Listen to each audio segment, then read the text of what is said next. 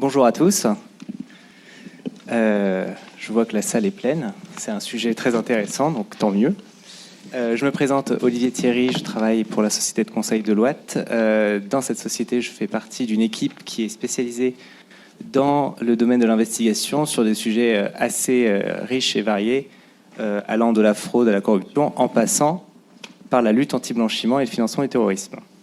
Ce qui m'amène à animer cette table ronde avec mes panélistes. En janvier 2020, la 5e directive européenne relative à la lutte contre le blanchiment et le financement du terrorisme va devoir être transposée dans tous les pays des États membres de l'Union européenne. Elle va avoir entre autres comme conséquence d'assujettir de nouveaux professionnels tels que les professionnels de l'art. Alors, qu'est-ce que ça va impliquer ? Ça va impliquer entre autres qu'ils soient conformes aux nouvelles exigences et aux obligations en la matière, avec par exemple l'identification, la vérification de clients. En France, les premiers assujettis dans le milieu de l'art le sont depuis 2001. Donc, on est un peu en avance. Et de façon plus globale, depuis 2016.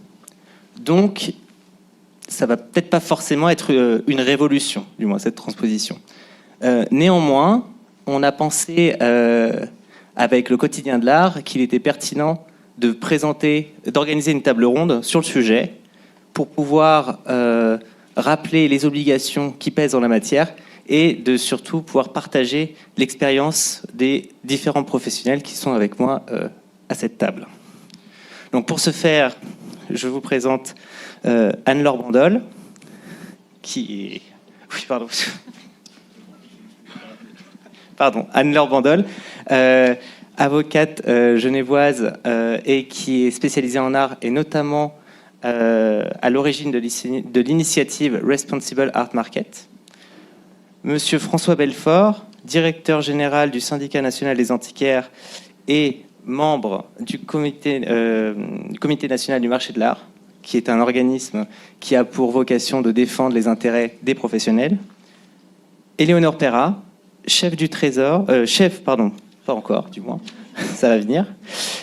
bureau de criminalité financière au Trésor, et monsieur Jean-Pierre Ozna, commissaire-priseur et président du CIMEV. Voilà. Donc, je vois que le temps tourne vite. Je propose qu'on commence directement avec Éléonore. Éléonore, est-ce que vous pourriez nous dresser un peu les contours de cette 5e directive et aussi le contexte un peu de tout ce qui est lutte anti-blanchiment ? Bien sûr. Merci beaucoup. Bonjour à tous. Merci beaucoup de l'invitation sur ce sujet qui est déterminant. Peut-être d'abord commencer par essayer de poser un petit peu le contexte et pourquoi est-ce qu'on parle d'anti-blanchiment et de lutte contre le financement du terrorisme dans le secteur de l'art. D'abord parce que le marché de l'art peut être une cible pour certains criminels et certains réseaux criminels qui sont très organisés et qui peuvent chercher à blanchir des fonds qu'ils auraient obtenus de façon illicite ou parfois qui peuvent utiliser un certain nombre de trafics pour financer du terrorisme. C'est très loin d'être une spécificité française, bien évidemment. C'est une menace qui est globale et qui touche tous les pays. Et avec une sensibilité de plus en plus importante sur toutes ces questions. On estime le marché clandestin dans le secteur de l'art sur les flux financiers illicites à environ 3 milliards de dollars. Nos cibles et les cibles des pouvoirs publics, c'est évidemment ces criminels. Et la crainte des pouvoirs publics, en France mais partout ailleurs, c'est que votre secteur soit instrumentalisé à vos dépens pour participer à ces flux financiers illicites. Et finalement, on a cette législation et cet encadrement anti-blanchiment et financement du terrorisme, non pas pour vous contraindre, mais avant tout pour essayer de vous protéger contre cette instrumentalisation qui peut être faite de votre secteur, de votre activité par des criminels extrêmement bien organisés, et donc d'essayer, par cet encadrement, de vous donner des moyens pour éviter d'être instrumentalisé à cette fin. Et donc, ce que propose cet encadrement, qu'il soit français ou européen, on y reviendra, c'est d'avoir des outils pour mettre en place une vigilance qui soit à la fois collective, c'est-à-dire celle de tous les professionnels du secteur, mais qui soit aussi individuelle et adaptée.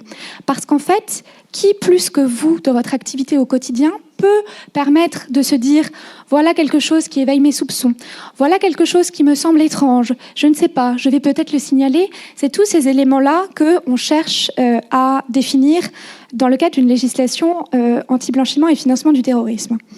Alors pourquoi le secteur de l'art ? D'abord, le secteur de l'art est loin d'être le seul qui fait l'objet de ces menaces criminelles, que ce soit blanchiment ou financement du terrorisme. Il y en a beaucoup d'autres. Il y a évidemment le secteur financier, qui est un des premiers et des principaux concernés. Mais il y a aussi tout ce qui est secteur du droit, avec des avocats, des notaires, ou alors secteur de l'immobilier, qui sont aussi des professionnels et des secteurs qui font l'objet de ces vulnérabilités. Alors pourquoi l'art est plus particulièrement une cible et en quoi est-ce que vous pouvez malgré vous être l'objet et la cible de ces criminels ?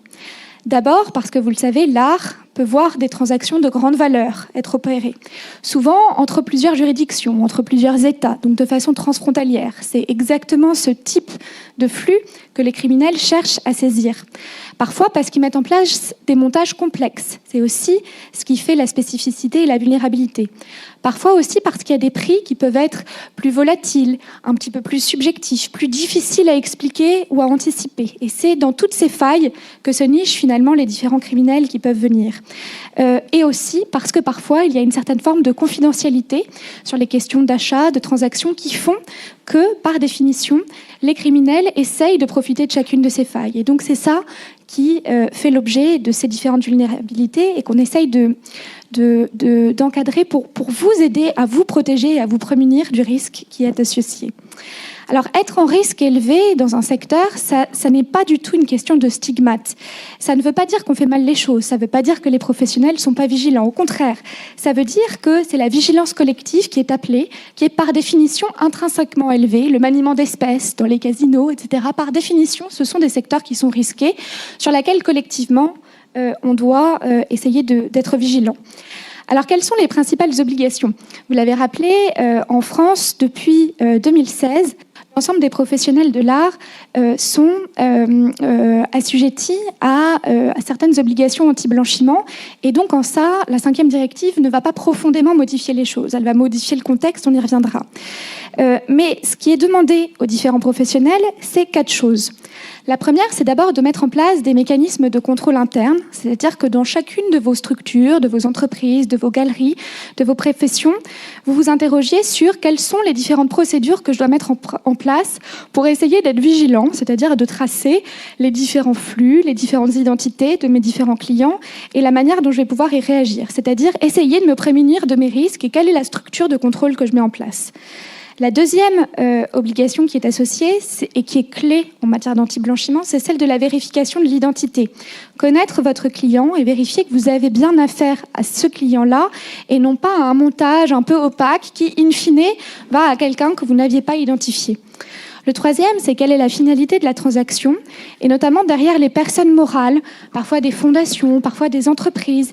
Quel est le bénéficiaire effectif, le bénéficiaire final de cette transaction. Et ça, c'est important parce qu'on le voit, dans les cas de blanchiment, le plus souvent, on fait appel à ces différents montages qui sont très complexes. Et le quatrième, il est là avant tout pour vous aider à vous protéger, à ne pas être instrumentalisé dans les différents délits qui peuvent survenir. C'est la détection des comportements douteux ou soupçonneux et le fait de déclarer ces suspicions à Tracfin.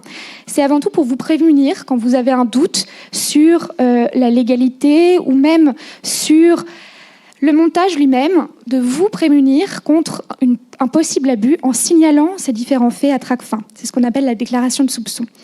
Alors, quels sont les apports de la 5e directive en France ? Tout d'abord, déjà, et je pense que c'est important pour vous, la France ne sera plus le seul marché au sein de l'Union européenne qui devra respecter ces différentes obligations. À partir du 10 janvier 2020, toutes ces obligations, elles seront communes à l'ensemble des différents professionnels qui interviennent au sein de l'Union européenne.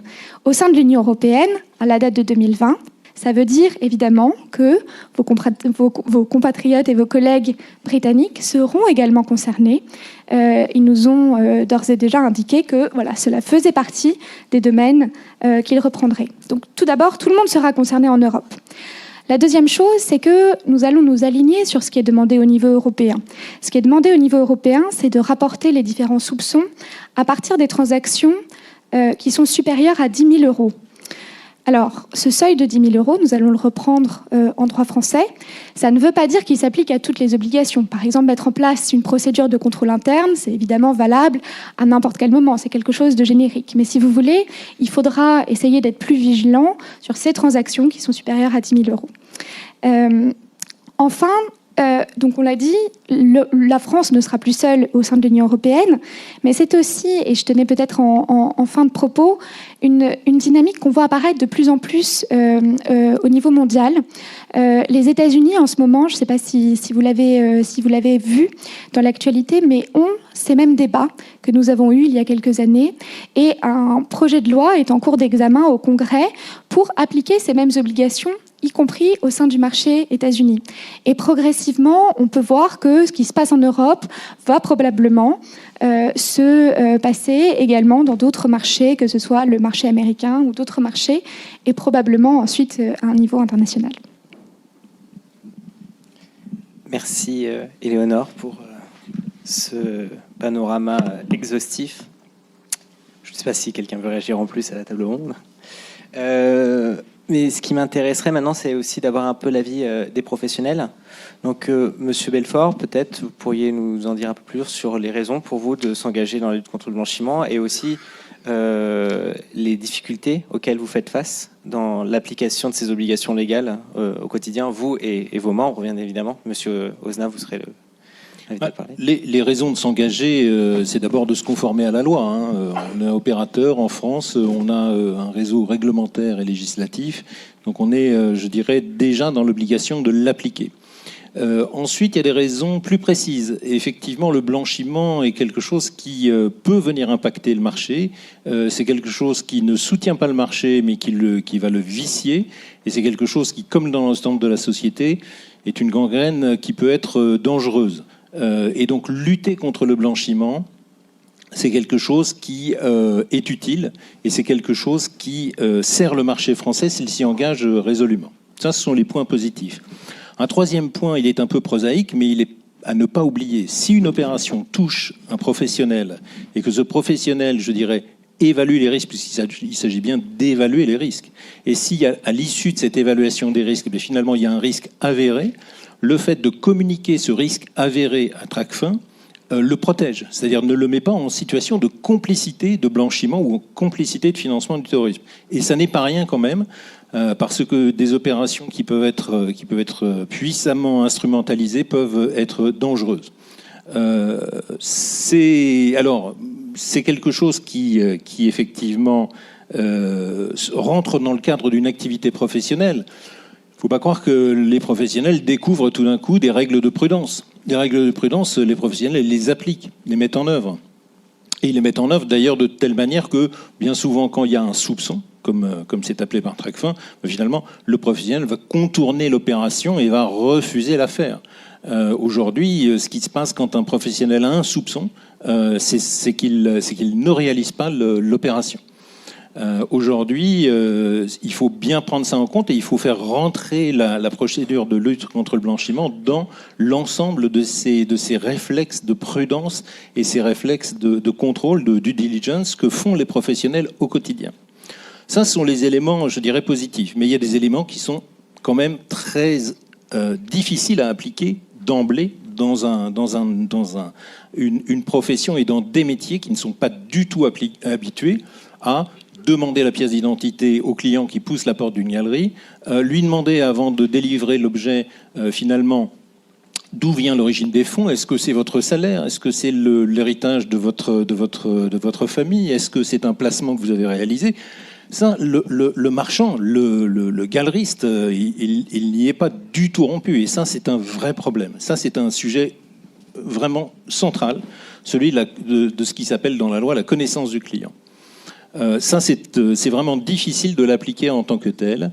Il y a aussi, on peut regretter quand même le terme de déclaration de soupçon que Tracfin a choisi. Quand on fait une procédure d'évaluation du risque, quand le risque est avéré, ça pourrait être un signalement de risque avéré. C'est quand même moins méchant qu'une déclaration de soupçon. Sincèrement, depuis maintenant plusieurs années, les rapports entre Tracfin et la profession sont tendus tout simplement pour cette raison-là. C'est dommage. C'est dommage qu'il n'y ait pas eu un peu plus de marketing, dirions-nous, qui soit appliqué. Alors aujourd'hui, la profession, elle est en train de se réaliser qu'il faut appliquer cela.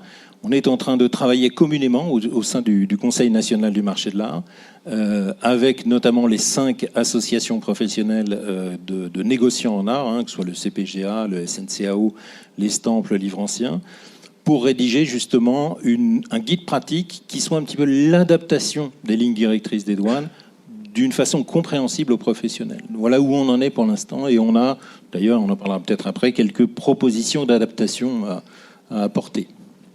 Effectivement, on en parlera en dernière partie. Monsieur Ozna, est-ce que vous avez des choses à proposer ? D'abord, je voudrais remercier le président Macron d'avoir bien voulu animer cette table ronde, quand même. Monsieur le Président, c'est un honneur pour le marché de l'art, quand même. Alors, j'avais noté 3-4 choses. Bon, il est évident que cette réflexion sur Tracfin est rendue récemment indispensable avec l'internationalisation du marché de l'art. Donc nous ne pouvons pas faire autrement que de réfléchir à tout cela pour nous, bien que les commissaires-priseurs ont appliqué depuis des années des vérifications sur les acheteurs, puisqu'aujourd'hui on ne peut plus acheter sans avoir une pièce d'identité, un passeport, une identité dans une vente aux enchères. Mais néanmoins, nous sommes tout à fait conscients qu'il faut avoir aujourd'hui une réflexion sur ce problème. Donc nous avons un certain nombre de choses que nous allons mettre en place. D'abord, sensibiliser le personnel. Donc les gens qui travaillent chez nous, qui ne se posent pas ces questions-là, c'est de nous, nous les patrons d'une entreprise, à les sensibiliser là-dessus. Vérifier l'identité des acheteurs en ce qui concerne le nom de l'acheteur au moment de la vente et le bénéficiaire de l'objet une fois que la vente est faite. Et je vous racontais tout à l'heure cette histoire autrefois où il y avait quelqu'un qui m'avait dit dans les ventes aux enchères, il y a une famille qui achète partout tout, c'est les Pour. Ah bon, oui, les Pour, on entend dans toutes les salles des ventes, adjugé Jean-Claude Pour, adjugé expert Pour. Qui étaient les Pour? C'était parce que il y a des années, on laissait des commissions aux membres de l'étude ou aux experts, et au moment de la vente, on donnait pas le nom de l'acheteur définitif, on disait expert Pour. Et le lendemain, on donnait le nom de la personne ou le nom d'après. Donc aujourd'hui, on est amené à réfléchir quand même pour savoir si l'adjudicataire final et le bénéficiaire final de l'objet est bien celui qui achète au moment de la vente. En ce qui concerne les espèces chez nous, le règlement est interdit au-dessus de 1 000 €, donc ce qui change beaucoup avec certaines maisons de vente, notamment allemandes, où les ventes aux enchères en espèces sont tout à fait autorisées. La différence, nous la faisons énormément entre acheteurs et vendeurs, puisque les vendeurs, nous sommes amenés à les connaître beaucoup mieux, évidemment. Et évidemment, la spécificité du marché de l'art d'aujourd'hui, c'est que les gens s'inscrivent sur des plateformes Internet et que nous avons l'identité de l'acheteur pratiquement au moment de la vente. Alors, néanmoins, le matin ou la veille de la vente, nous avons des listes qui sont fournies par Invaluable, comme tout à l'heure, Drouot, Interenchères, Auction, etc., où figure le nom des acheteurs potentiels. Nous ne savons pas sur quoi ils vont acheter, mais nous savons quel est le nom de ces gens-là. Donc nous avons quand même une possibilité d'avoir un premier tri si quelqu'un peut être inscrit déjà sur une blacklist ou s'il y a un nom, on peut nous interroger quelque part. Mais la personne politiquement exposée, c'est quelque chose qui n'est pas compréhensible pour nous, parce que ce n'est pas une liste de gens une liste comme ça, anonyme, qui peut nous permettre de savoir si c'est ça. La déclaration de soupçon, j'en dirais 2 mots. Beaucoup de commissaires-priseurs ont un peu peur de faire une déclaration de soupçon, parce qu'ils ont peur qu'on sache que c'est eux qui l'ont fait, et que ça leur vienne dessus, et qu'ils soient considérés comme des délateurs. Donc il y a véritablement quelque chose à faire pour les rassurer là-dessus. Enfin, l'autre chose, c'est qu'il faut éviter, au contraire, à l'excès, que des commissaires-priseurs dénoncent des gens à Tracfin parce qu'ils n'ont pas payé ou parce qu'ils les ont enquiquinés sur un objet en se disant « bon, ben, je vais l'enquiquiner, je vais le déclarer à Tracfin ». Donc, à l'inverse, il faut quand même faire attention à ça. Voilà. Tant qu'à l'origine l'origine des fonds, François l'a dit, c'est pas le commissaire-priseur qui, au moment de la vente, la façon dont les ventes se passent, peut demander au client d'où vient l'origine des fonds. La vente va se faire par le paiement par virement, par carte, et c'est la banque qui, elle, à ce moment-là, vérifie l'origine des fonds. Mais le commissaire-priseur n'a pas la possibilité de demander à son client. Donc il faut faire très attention à ces transpositions de direction européenne. Du reste, j'ai trouvé que c'était extrêmement rapide, alors qu'en général, la France est la dernière à transposer. Là, ça va très très vite. Je ne sais pas pourquoi. On doit être très près pour que le GAFI nous fasse des compliments. Enfin, toujours est-il qu'il ne faudrait pas que dans des textes, on puisse reprocher un jour à un commissaire-priseur de ne pas avoir vérifié l'origine des fonds. Ça pourrait être quelque chose qui pourrait être reproché en disant vous avez fait une erreur, et cette erreur, elle n'est pas compréhensible. On ne peut pas demander, c'est pas possible. Voilà. Alors ensuite, je vous parlerai des plateformes. Oui, les enchérisseurs. Écoutez, voilà ce que je voulais dire aussi. C'est que le prix moyen dans les ventes aux enchères d'un objet adjugé, c'est 35 €. Donc, il est évident que ce problème de blanchiment d'argent ne concerne que des objets importants. Et en plus, certains types d'objets, parce que je pense qu'on blanchit beaucoup plus facilement en achetant un Basquiat qu'en achetant un Rubens. Et il vaut mieux avoir fait l'école du Louvre pour acheter des objets comme ça. Donc, il y a un certain profil de blanchiment possible. Et donner des règles beaucoup plus précises et contraignantes sur des objets à très peu prix serait, à mon avis, un véritable problème. Et puis je terminerai en disant qu'en fait, il faut faire bien la différence entre le marché spéculatif et le marché blanchiment. Il y a effectivement des acheteurs qui placent leur argent, mais il ne faut pas confondre blanchiment et spéculation. Et qu'en fait, la véritable règle, en dehors des montages financiers pour blanchir de l'argent, et nous ne sommes pas à même de pouvoir décoder ces montages financiers, la vraie règle pour nous, c'est le bon sens. Merci à tous les deux pour ces échanges très intéressants. Alors, je me tourne vers vous pour savoir ce qui se passe un peu en dehors de nos frontières. On va s'intéresser à la Suisse. C'est pas l'Union européenne, mais bon, ça nous intéresse quand même. Et si vous pouvez nous en dire un peu plus sur l'initiative que vous animez, la Responsible Art Market, et savoir comment elle peut aider les différents membres à veiller à ces obligations.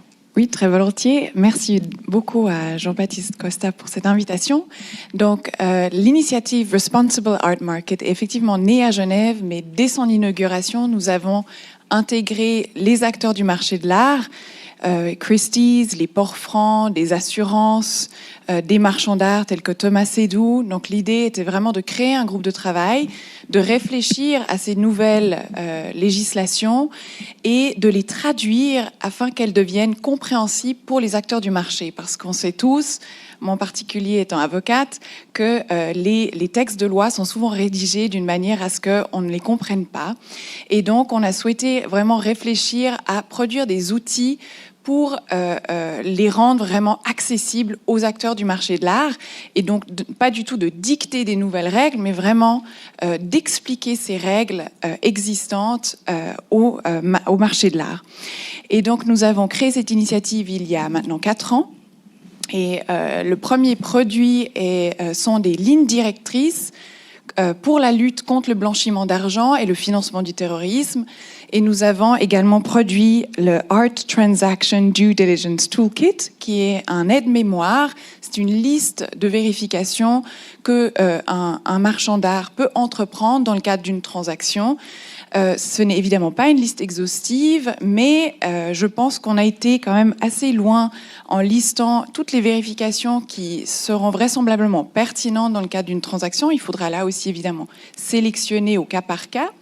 Et puis, tous ces outils sont à disposition sur notre site web. Ils sont gratuits, accessibles à tous. Donc, on est totalement ouvert à l'échange. C'est une initiative à but non lucratif, je ne l'ai pas dit. Nous travaillons tous sur une base de volontariat. Et derrière tout ça, on a justement ce advisory board, dont fait d'ailleurs partie aussi Nane Tekin et Olga Britschki, qui est là aujourd'hui, donc je salue. Et on a une task force qui est un petit groupe dont je fais partie, où on réfléchit vraiment et on rédige ces outils. Et Karine Decroix est là également d'Art Curial. Donc notre objectif était de travailler avec le marché de l'art et de proposer ces outils-là pour le marché de l'art. Très bien. Vous aviez parlé d'un cas pratique. Vous pouvez nous en dire plus sur ce Bien que vous avez sûr. fait ? Alors très volontiers. Donc pour vous illustrer un peu tout ça, nous avons développé des cas pratiques de situations que vous avez peut-être déjà rencontrées. Bon, on a évidemment poussé le cas pratique un peu à l'extrême pour vous donner un peu une idée et pour vous dire attention, peut-être que le toolkit peut vous fournir quelques solutions. Donc le cas pratique concerne un art advisor, comme il y en a beaucoup aujourd'hui, qui contacte un transitaire parce que l'un de ses clients souhaiterait entreposer dans un entrepôt sous douane une collection de 20 œuvres d'art qui valent ensemble 20 millions d'euros. Le transitaire lui fournit son formulaire type pour la création d'une nouvelle relation client et le conseiller lui explique que c'est compliqué, que son client aime bien rester anonyme et qu'il est très discret. Et donc, les œuvres qui vont arriver dans 3 jours, il faudra donc... on n'aura pas le temps de rassembler tous les documents nécessaires et donc il propose, le Art Advisor, de remplir le formulaire en son nom. Mais qu'il n'y a aucun problème à se faire parce que c'est le client qui va payer les factures du transitaire depuis son compte bancaire aux îles Vierges britanniques. Et pour accélérer toute cette procédure, le conseiller lui donne son adresse email privée en lui indiquant voilà où vous pouvez envoyer toute la correspondance ainsi que les factures. Bon, alors peut-être que certains transitaires iront quand même de l'avant, d'autres vont se dire bon, il y a quand même des éléments un tout petit peu suspicieux.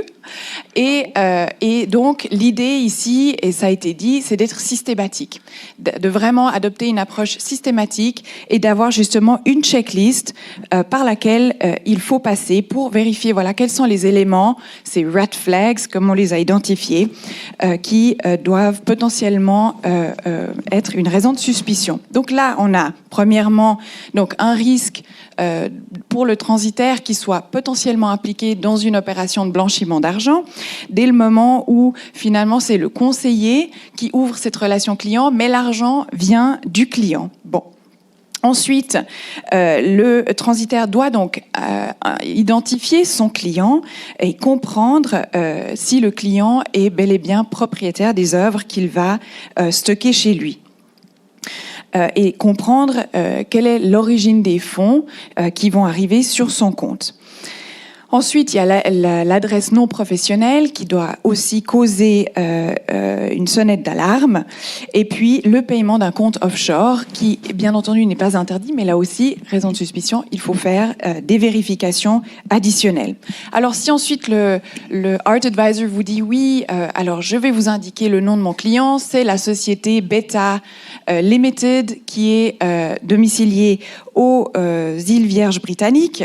Là aussi, cette information ne suffira pas au transitaire qui devra, comme ça a été dit, connaître le bénéficiaire effectif derrière cette société et obtenir une copie de sa pièce d'identité ainsi qu'une preuve d'adresse de la personne en question.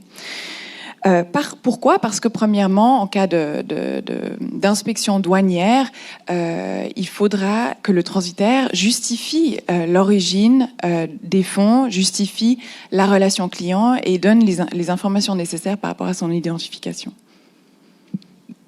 Merci beaucoup. François, vous m'aviez aussi parlé d'un cas qui est intéressant, peut-être.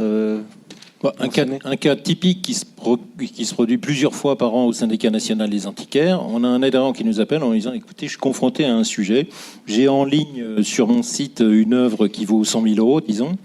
Quelqu'un m'appelle, me dit « Je vous l'achète et je vous envoie le règlement. » Arrive un virement non pas de 100 000 euros, mais de 220 000 euros. Et puis, bien sûr, la personne rappelle en disant « Ah là là là, j'ai fait une erreur, je vous ai versé un petit peu trop. Remboursez-moi les 120 000 euros et puis envoyez-moi l'œuvre. » Ça, ce genre de choses-là, les gens voient le coup venir et effectivement ne font pas l'affaire, donc renvoient la totalité des sommes. Derrière ça, il y a quoi ? Il y a quelqu'un qui a 220 000 euros d'argent qui n'est pas forcément de bonne origine et qui finalement va en blanchir la moitié, 120 000 euros, puis en plus en récupérer une œuvre d'une valeur de 100 000 euros. Ce type de choses-là, ça peut arriver. Et ce genre de choses-là, aujourd'hui, la pratique des professionnels, c'est de dire « je ne fais pas l'affaire, je renvoie tout, je garde mon œuvre ». Le sujet demain, ça sera de faire en plus un signalement de risque avéré à Tracfin, que Tracfin appelle déclaration de soupçon, mais enfin que je préfère moi appeler déclaration de risque avéré. Voilà, ça c'est ce qui est demandé aux professionnels. Simplement, quand on lit le code monétaire et financier, quand on lit l'excellent document des douanes de 73 pages, je dis excellent parce qu'il est bien, on travaille dessus en ce moment, il est bien, mais il est illisible pour les professionnels qui sont des toutes petites structures, qui sont des structures de 1, 2, 3 personnes pour la plupart. Donc nous, on est en train, au sein du Conseil national du marché de l'art et pour les associations professionnelles de négociants en art, donc notamment avec le SNCAO, avec le syndicat du livre ancien et avec le CPGA. Et je salue le travail de Gaël, qui est juridique au CPGA et qui fait un travail remarquable. On est en train d'écrire un guide très simple qui dépassera pas la demi-douzaine de pages et qui permettra finalement d'être un document de référence, de mettre en place les quelques éléments nécessaires de manière permanente et puis d'appliquer aux opérations une sorte de checklist, effectivement, avec des red flags s'il y a quelque chose qui ne va pas. Et puis ensuite, le cas échéant, de signaler un risque avéré à Tracfin. Ça, c'est quelque chose que l'on est en train de faire et qu'on devrait mettre en place d'ici janvier, mi-janvier, disons, au plus tard. Maintenant, il y a des choses aujourd'hui qui sont très difficiles à mettre en œuvre pour les professionnels du marché de l'art. Encore plus difficile, je dirais, pour les négociants que pour les commissaires-priseurs, me semble-t-il, c'est de demander la pièce d'identité, de demander l'origine de fonds, de demander si la personne est PPE, personnalité politiquement exposée, à quelqu'un qui rentre dans une galerie et qui craque pour un tableau de 15 000 €. Ça, c'est vraiment très très loin des pratiques, très très loin des usages. Et là-dessus, il faut nous aider. Vous, à Bercy, vous, je dirais, qui édictez les lois, il faut nous aider pour dire au public, puisque finalement ici on parle entre professionnels, entre autorités professionnelles, mais il y a une troisième partie prenante, c'est le public. Et il faut dire au public, dans tel domaine, dans les jeux, dans le luxe, dans l'immobilier, chez les avocats, les choses changent. La France s'engage dans la lutte contre le blanchiment et il y a des règles qui changent. Vous pouvez être amené, suivant l'opération que vous faites, à décliner votre identité, à répondre à quelques questions. Ça, c'est quelque chose qui nous semble indispensable. Oui, et justement, Éléonore, je me tourne vers vous, puisque, comme le soulignait M. Ozna, cet été, été 2020, le GAFI, donc le régulateur international en termes de lutte anti-blanchiment, se rend en France pour évaluer notre pays. Et donc, vous êtes responsable de la délégation ministérielle française. Est-ce que vous pouvez nous donner un peu 2-3 informations sur comment se préparer, qu'est-ce qu'on attend? Est-ce que les professionnels de l'art peuvent voir arriver le GAFI chez eux, par exemple? Oui, peut-être avant de répondre sur cette question du GAFI, je vais répondre à la demande de M. Belfort et puis sous le contrôle des douanes qui sont présentes dans la salle. Je pense que nous, pouvoir public, on est évidemment tout à fait enclin à travailler davantage sur cette sensibilisation aux professionnels, mais aussi au public. Il y a un paramètre qui va quand même probablement vous aider, c'est que cette pratique, encore une fois, elle ne sera plus seulement française, des professionnels du monde et du marché de l'art français, elle sera aussi européenne.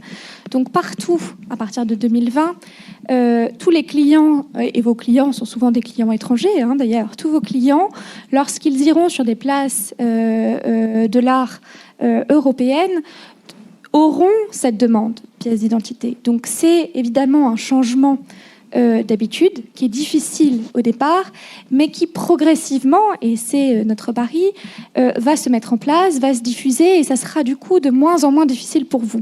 Mais on entend tout à fait la demande d'explication, de sensibilisation. C'est aussi la même qu'on a dans d'autres secteurs. Je ne sais pas si vous avez récemment acheté un bien immobilier ou alors fait une transaction ou mis en location un bien immobilier.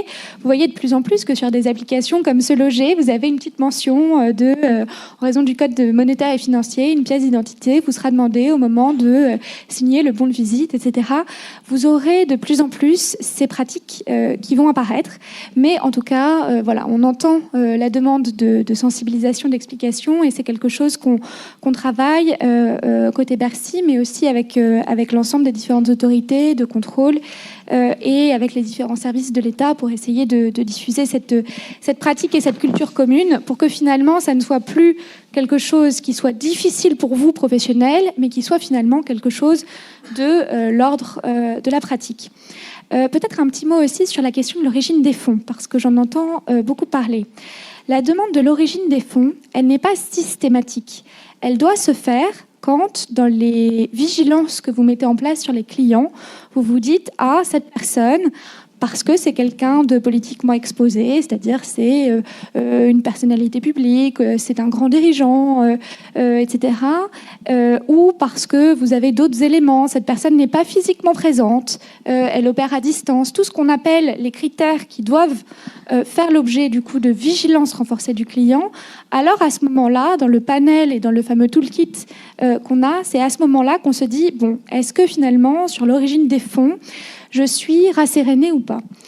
C'est un des éléments de la vigilance client. Il n'est pas à chaque transaction, encore une fois, il est quand on doit mettre en place des vigilances qui sont renforcées. Alors du coup, sur la question du GAFI, pour y répondre. Donc en effet, je ne sais pas si vous êtes tous familiers avec le GAFI, mais c'est le groupe d'action financière internationale. C'est un organisme qui a été créé en 1989 à l'origine de la France. Donc déjà, on était en pointe sur tous les sujets d'anti-blanchiment. À l'époque, c'était donc une quinzaine d'États. Aujourd'hui, ils sont près de 40, donc 39 États membres, qui se réunissent pour définir des standards communs en matière d'anti-blanchiment. Et depuis les années 2000, c'est aussi ajouté la question du financement du terrorisme. Parce qu'aujourd'hui, les deux objectifs de politique publique vont de pair, parce qu'on se rend compte qu'un grand nombre des vigilances qui vous sont demandées dans le cadre de procédures pour essayer d'éviter le blanchiment sont aussi extrêmement utiles et absolument nécessaires pour tout ce qui concerne le financement du terrorisme. Avec la différence que le blanchiment met en jeu souvent des montants beaucoup plus importants, alors que pour le financement du terrorisme, malheureusement, un attentat peut être commis avec des montants extrêmement faibles et donc nécessite des vigilances un tout petit peu plus particulières.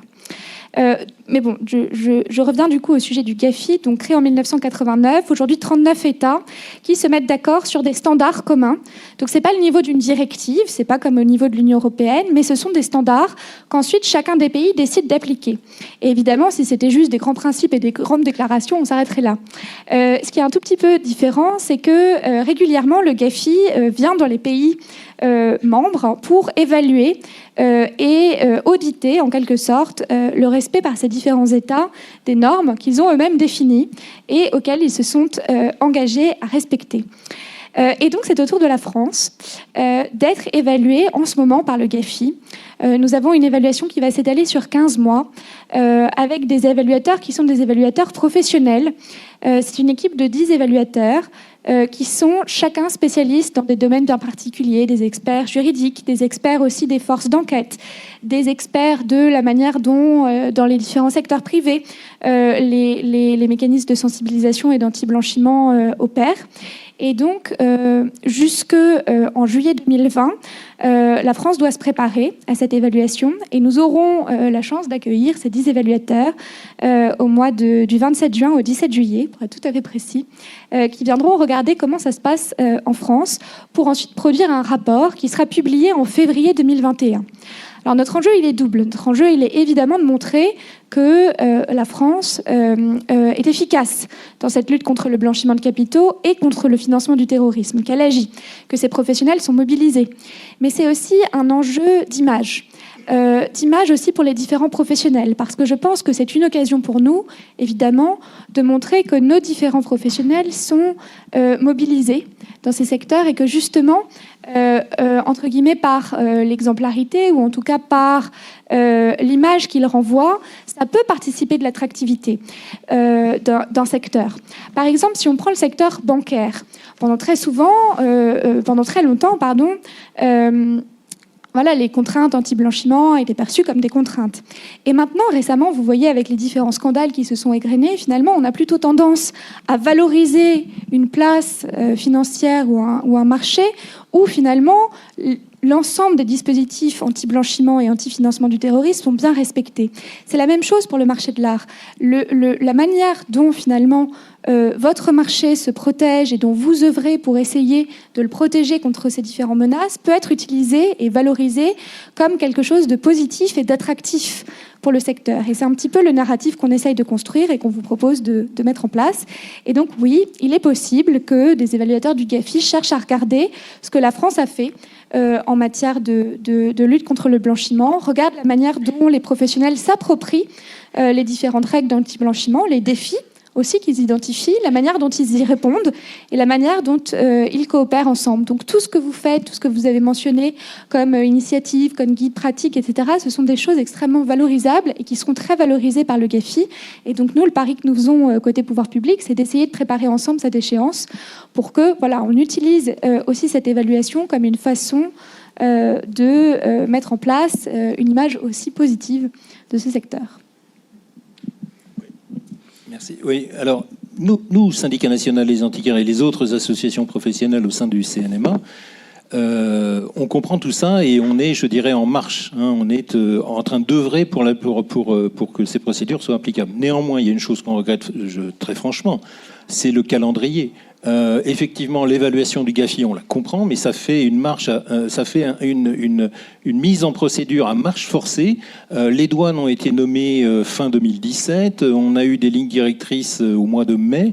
Même si le dialogue est là avec les douanes, je salue Marjorie Perdreau, on est quand même dans un dispositif sur lequel nous, on veut défendre nos adhérents et les professionnels et dire aux autorités publiques, oui, appliquons, mais appliquons avec un délai raisonnable. Nous, corps intermédiaire, on fait ce in-between, mais laissez-nous le temps d'opérer. Aujourd'hui, il y a des contrôles de douane qui ont commencé cet été. Heureusement, ils ont été relativement pédagogiques, mais on ne peut pas, d'un claquement de doigts, faire appliquer subitement. Donc nous, on essaye aussi de protéger les professionnels en gagnant un petit peu de temps sur l'application, et on est actif dans ce sens-là. Oui, il faut effectivement, je pense qu'il faut en même temps, Monsieur le Président, appliquer, répondre au GAFI et en même temps ne pas fragiliser le marché de l'art. En ce qui concerne la carte d'identité, je vais dans votre sens, parce que nous avons été confrontés à ça, commissaire-priseur. Avant, on ne demandait pas la carte d'identité aux vendeurs.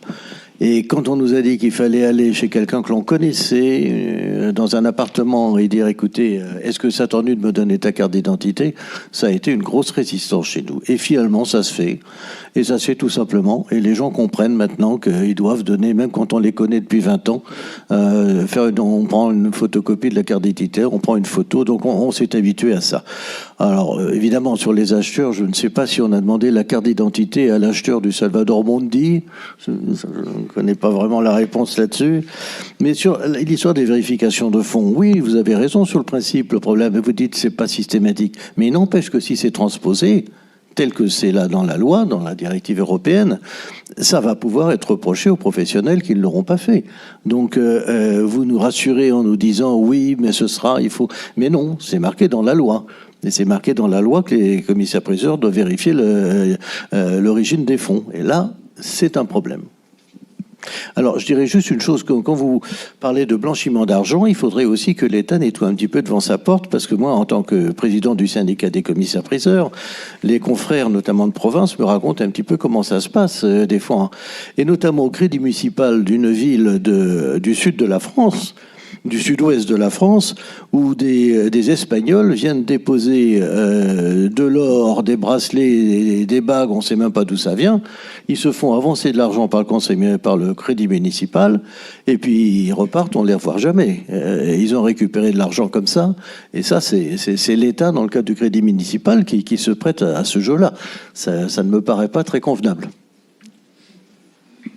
Voilà, juste pour rappel, les différents pouvoirs publics sont tous assujettis à la lutte anti-blanchiment et financement du terrorisme, donc il n'y a pas... et donc ces derniers doivent faire l'objet de déclarations de soupçon, sans quoi ils seraient fautifs. Donc normalement, ce cas de figure est bien couvert. Il est bien couvert par la législation et il doit... il est couvert, mais enfin, c'est comme ça que ça se passe. Oui, mais c'est comme ça que ça se passe dans d'autres secteurs. Il y a des enquêtes judiciaires, des poursuites qui sont signalées, des faits qui sont condamnés. Je pense qu'on ne manque pas de condamnation sur ces différents sujets. Donc après, c'est de la procédure judiciaire qui suit son cours. Mais en tout cas, les pouvoirs publics sont assujettis, comme les professionnels du secteur privé, à ces obligations d'anti-blanchiment.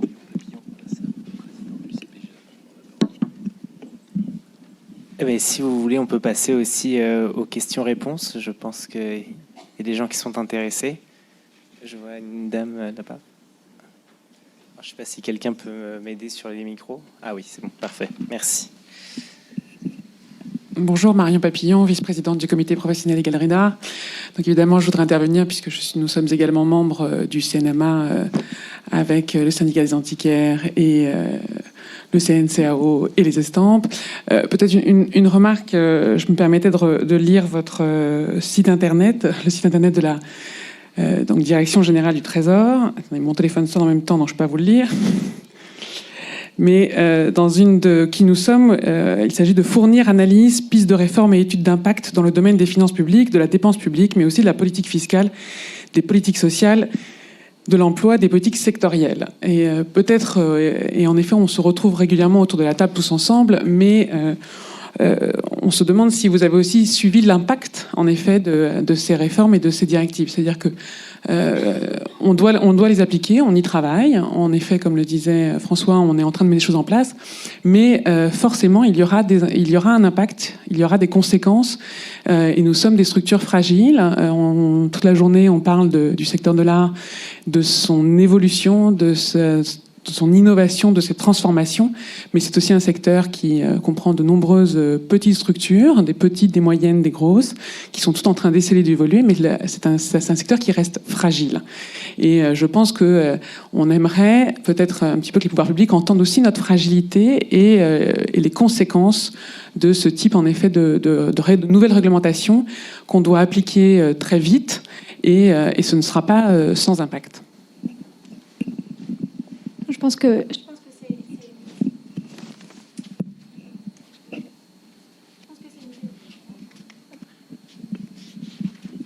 que c'est évidemment une thématique et un enjeu qu'on a fort à cœur, hein, de prendre en compte et évidemment d'adapter toute notre réglementation. Deux choses. La réglementation, elle n'est pas nouvelle. Elle est là depuis 2016. La réglementation. Donc on est en 2019, on sera en 2020. Il y a quasiment 4 ans d'adaptation à cette réglementation. Elle n'est pas dans les textes depuis il y a quelques mois ou pas encore. Elle est là depuis 4 ans. Parfois beaucoup plus pour certains secteurs qui ont été assujettis depuis 2001. Donc je dirais en termes de période de transition, c'est quelque chose qui est assez important. La deuxième chose, c'est évidemment sur la prise en compte de ces démarches. Comme je vous le disais, jusqu'à présent dans nos textes, vous êtes assujettis au premier euro, donc à partir de toute transaction. Ce qu'on a cherché à faire dans le cadre de cette transposition de la 5e directive, et je crois que c'est suffisamment inédit pour le souligner, c'est d'intégrer ce seuil de 10 000 euros à partir desquels vos transactions doivent faire l'objet des différentes vigilances. C'est-à-dire qu'on a introduit un allègement par rapport à la réglementation qui s'applique à vous depuis 2016. Vous serez finalement en 2020 mieux que ce que vous n'êtes aujourd'hui, puisque à partir de 2020, vos différentes transactions, vos différentes vigilances, etc., pour toutes les transactions qui sont comprises entre 0 et 10 000 euros, et vous le mentionnez tout à l'heure, il y a des seuils moyens de transactions qui sont plutôt de l'ordre de 35 euros dans certains métiers, donc on est très loin des 10 000 euros. Pour toute cette panoplie de secteurs-là, vous n'aurez pas à appliquer les différentes vigilances clients, etc. Et donc, par conséquent, je pense que cette demande d'allègement, de transition, de prise en compte aussi de la pénibilité et des différentes réglementations, elle est véritablement présente dans la réflexion, et en tout cas dans la réflexion qui nous a animés, nous, pour concevoir différentes adaptations qu'on vous propose à partir de 2020 et qui sont en fait pour vous des allègements dans le cadre de cette 5e directive et non pas un renforcement par rapport à ce qui était en place depuis 2016. Non, mais franchement, non. Je ne me vois pas à 9 000 euros, vous faites ce que vous voulez, vous faites un chèque des îles Vierges et puis à 10 000, je vérifie. Mais c'est pas concret, ça. On vérifie ou on vérifie pas. On fait attention, on fait pas attention. On fait attention, même si c'est 5 000 euros, si 10 000 euros, ça n'a pas changé. C'est pas le seuil de 10 000 euros et en dessous, on accepte n'importe quoi. Non, franchement, non. C'est pas comme ça que ça se passe pour nous.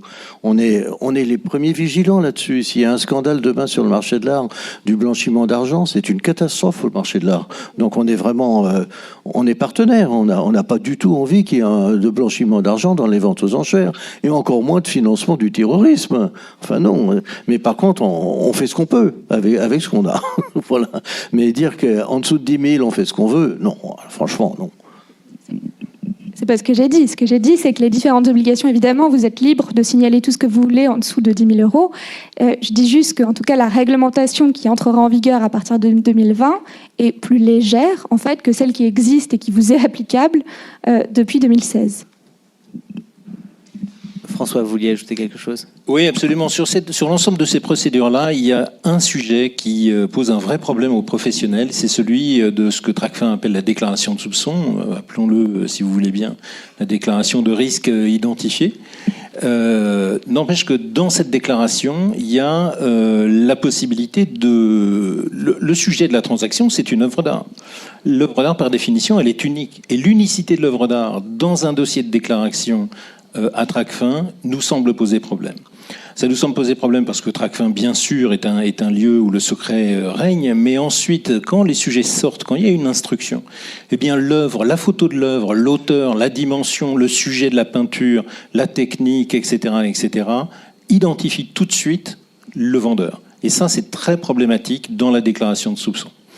Donc aujourd'hui, on travaille dans le guide pratique que nous proposerons au mois de janvier. On travaille à anonymiser cette œuvre d'art, faire que cette œuvre d'art ne soit pas reconnaissable d'emblée et que, par exemple, on parle d'une peinture et d'une période, d'une technique ou d'une autre, ou même qu'on utilise le code des douanes qui sert, par exemple, pour les certificats de biens culturels à l'exportation ou au passeport. Donc quelque chose qui, je dirais, libère un petit peu la crainte du négociant ou de l'opérateur dans un dossier où il peut être très facilement identifié au travers de l'œuvre. Voilà, je voulais préciser ça parce que c'est l'un des freins à la bonne application de la lutte contre le blanchiment. Merci François. Et je pense qu'on a une autre question.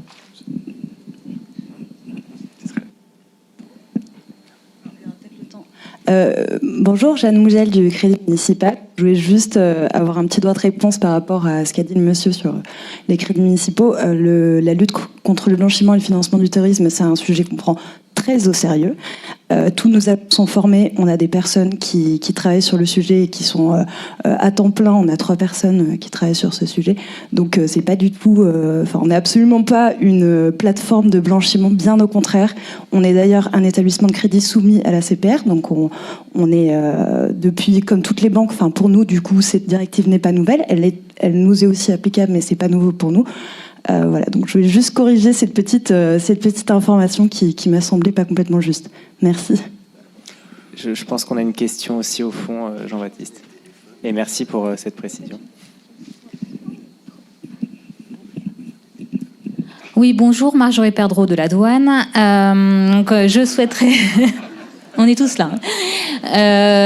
Oui, donc voilà, j'ai bien entendu tout le travail que vous faisiez vis-à-vis de vos adhérents en termes de simplification de la réglementation.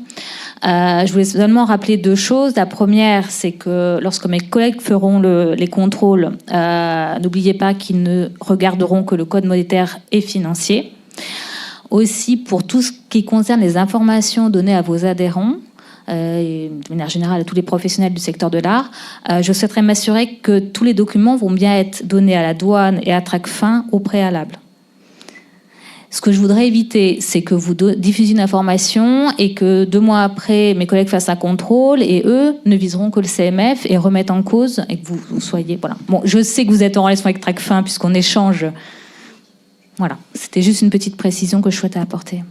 Oui, bien sûr, et on comprend cette demande. Néanmoins, sur ce chemin-là, on relève aussi des différences entre la loi et les lignes directrices de la douane, qui excèdent parfois la loi sur certains points.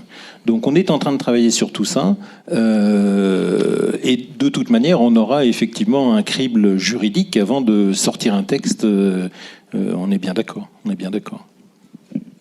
Mais le dialogue, alors on a depuis une petite année maintenant noué un dialogue fécond avec les douanes, avec le Trésor. Ce dialogue-là, il est important justement pour arriver à progresser dans de bonnes conditions. Oui, tout à fait.